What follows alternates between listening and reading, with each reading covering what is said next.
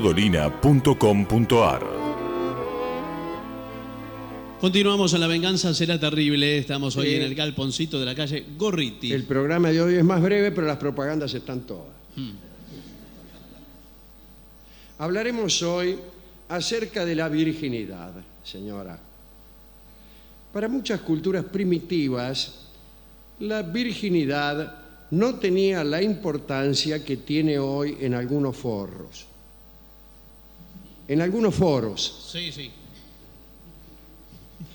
La mujer que no tenía marido era considerada virgen, lo cual no significaba que no tuviera relaciones sexuales ocasionales.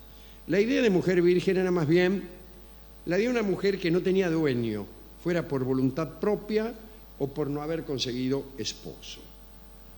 Durante mucho tiempo la virginidad no fue una exigencia social para una boda honorable.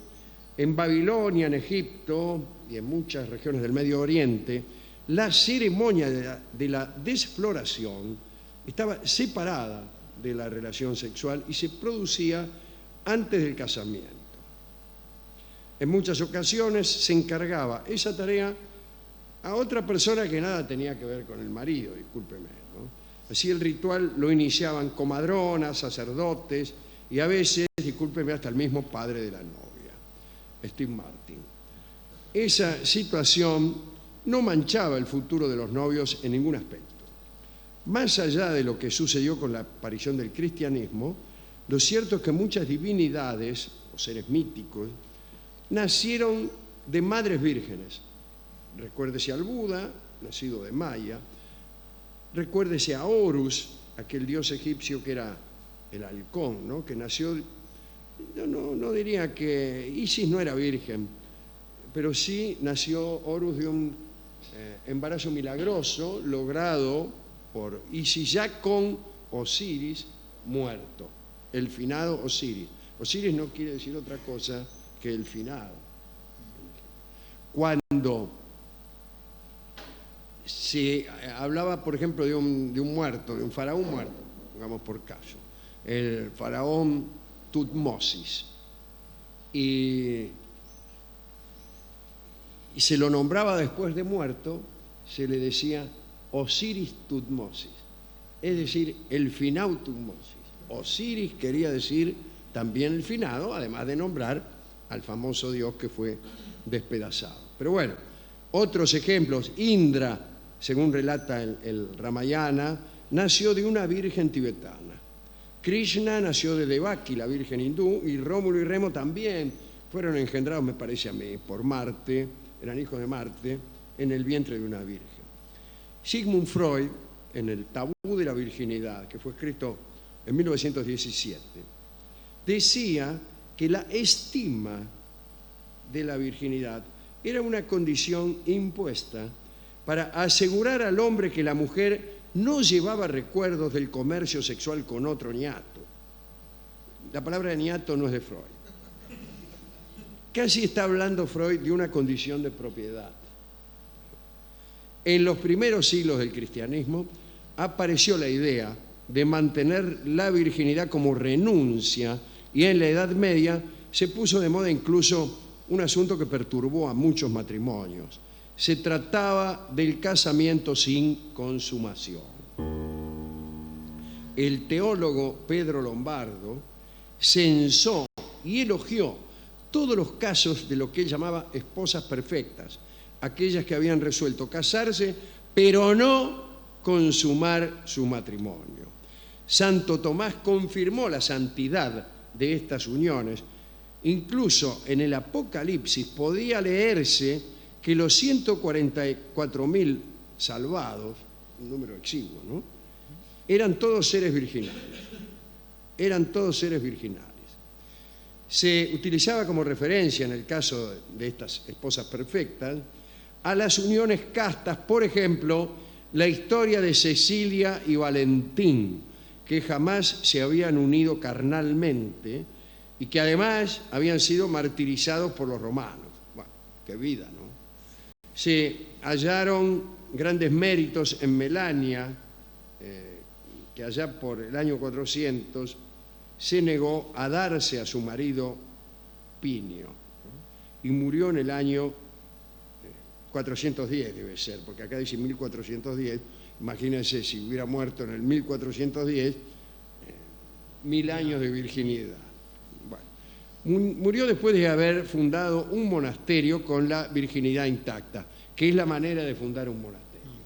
Si usted pretende fundar un monasterio y viene con la virginidad un poco cansadita, seguramente no podrá fundarlo, amiga mía. Se elogiaba también a Alexis, un patricio romano casado por su familia, que abandonó el domicilio conyugal al galope sin tocar a su esposa, y después se hizo mendigo. Después. Primero no tocó a su esposa y después se hizo mendigo. Sin que haya una relación de causa y efecto, claro, entre no tocar a la esposa y andar jeteando por ahí. Bien. Ahora bien, vino a suceder que por vindicación de las bondades de la virginidad, o por miedo, muchas doncellas quisieron ser parte de esos matrimonios no consumados, y lo que es peor, sin advertírselo al marido antes de casarse. Algunos ejemplos. Cristina de Medjugorje era una noble inglesa que fue casada a la fuerza en el año 1110. Bueno, Cristina se negó a los deseos de su marido, explicándole la hermosa unión de Cecilia y Valentín. Aprendé de Cecilia y Valentín, le decía al marido, que estaba en calzoncillos, dispuesto a seguir una conducta más bien tradicional. Pero parece que el marido no quedó muy convencido con el relato, ni muy tentado por la propuesta de castidad en pareja. Entonces, una noche, esta muchacha fue embriagada por los parientes del marido, mirá vos, y cuando el marido consideró que estaba lo suficientemente borracha, se le tiró encima. Pero Cristina salió corriendo y entonces el marido la persiguió de habitación en habitación. Debió ser un espectáculo digno de verse. Cristina pudo al fin escapar del deseo marital para siempre.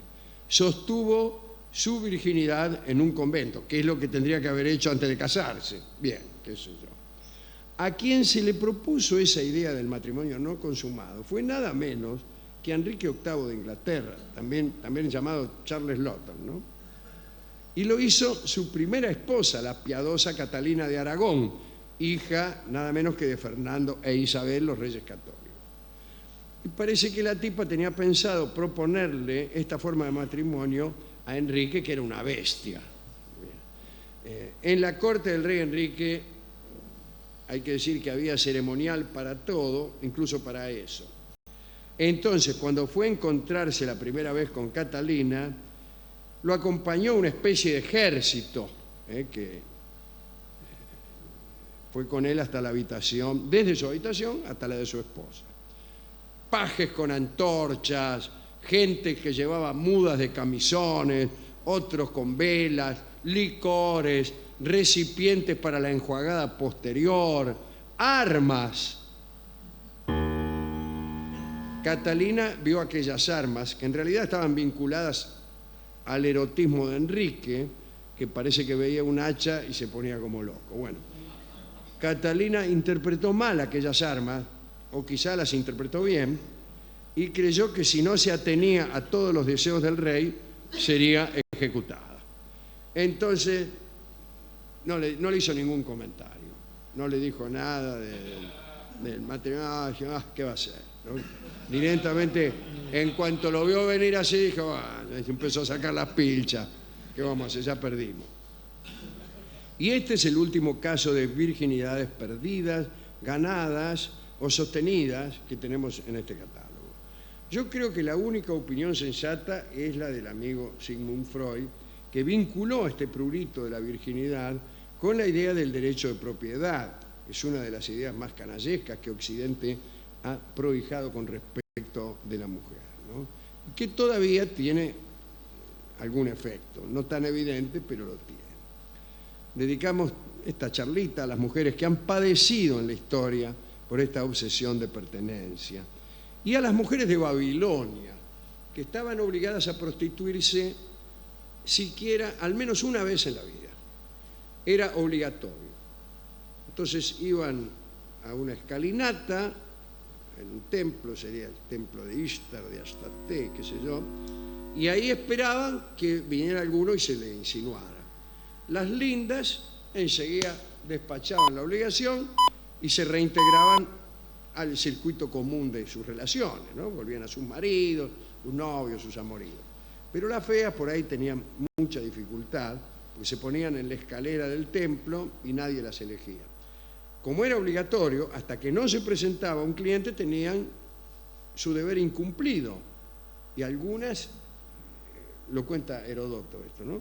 Algunas pasaban un año entero yendo a aquellas escaleras todas las noches.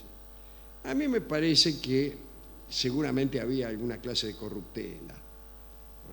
Andá y prostituímela a fulanita que está ahí hace como 6 meses y no la toca ninguno. No, ese tipo que vaya a otro. No, andá, dice, qué sé yo, está ahí. ¿Qué sabías? Si de verdad venía uno o si era un amigo de la familia. Bueno, no podía saber. Herodoto de Halicarnaso no dice absolutamente nada de eso. Vamos a ilustrar